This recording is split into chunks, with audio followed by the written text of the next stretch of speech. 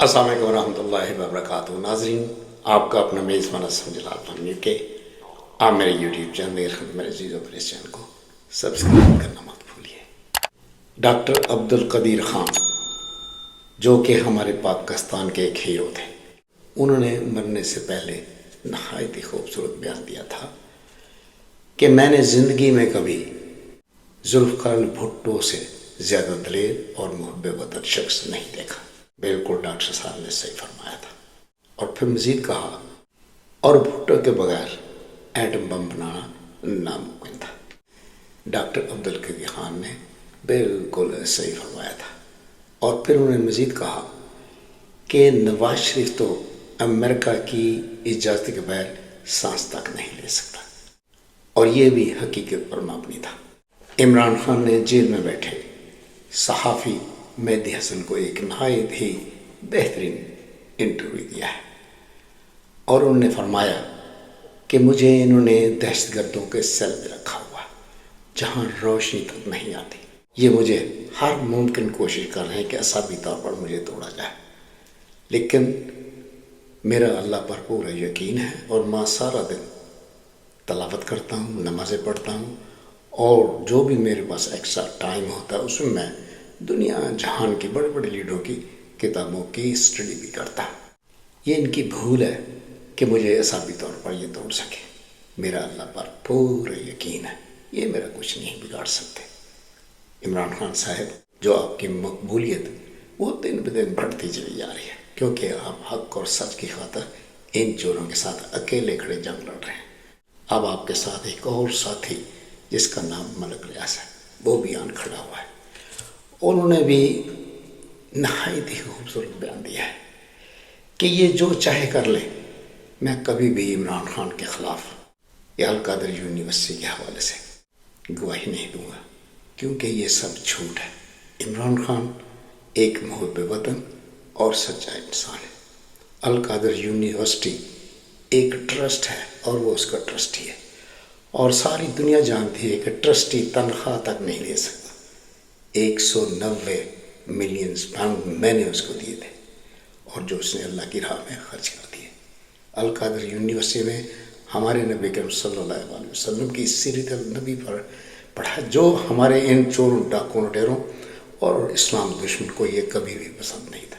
असल उसकी वजह यह है। फिर मलक रियाज ने इनको इनके मुंह पर ऐसे बयान दिए हैं कि आप जो चाहे, जितना जुल्म चाहे मुझसे कर लें, मैं कभी भी इमरान खान के ख़िलाफ़ वादा माफ़ नहीं बनूंगा।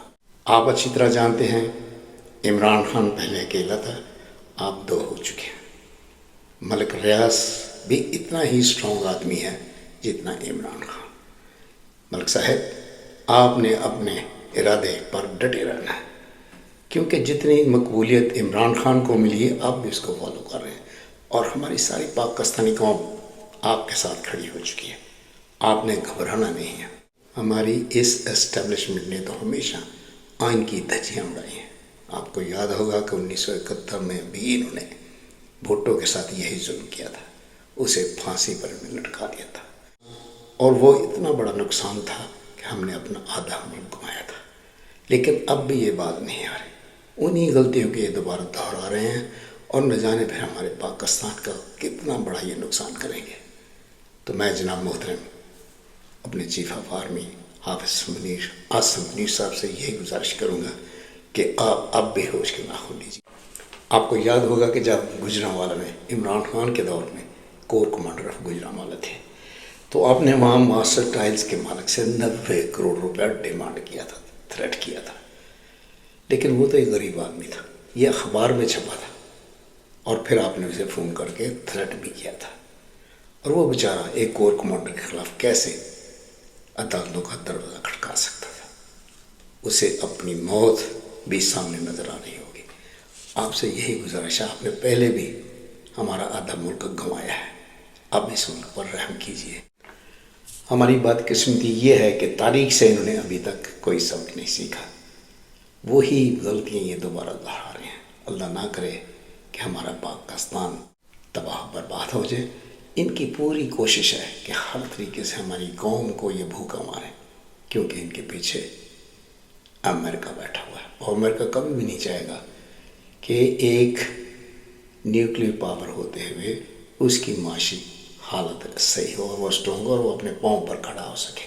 آپ تاریخ پڑھ لیں، اس کی ہمیشہ یہی کوشش رہی ہے کہ مسلمان حکومت جو کہ ایک نیوکلیئر پاور ہے وہ اپنے پاؤں پر کبھی بھی کھڑی نہ ہو سکے. لیکن وہ اکیلا کچھ نہیں کر سکتا جب تک ہمارے یہاں دور بیٹھے غدار امریکہ کا ساتھ نہ دیں. تو اس کے ساتھ میرے عزیزوں میرے ہموطنوں، پہلے ہمارے پاس ایک لیڈر محب وطن عمران خان تھا، اب ہمارے پاس دو ہیں، ملک ریاض.